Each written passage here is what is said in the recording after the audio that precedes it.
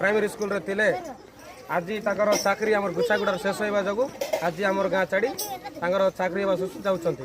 आमर गाँवासी आम पूरा दुखित थिलु सार बुझामना कले मोर शेष चाकरी तो सरीगला आज मुझे छाड़ी जावाक बाध्य बोलिकी कहलार आम गाँ लोक नाच गीत कर सार को बाहर कर दे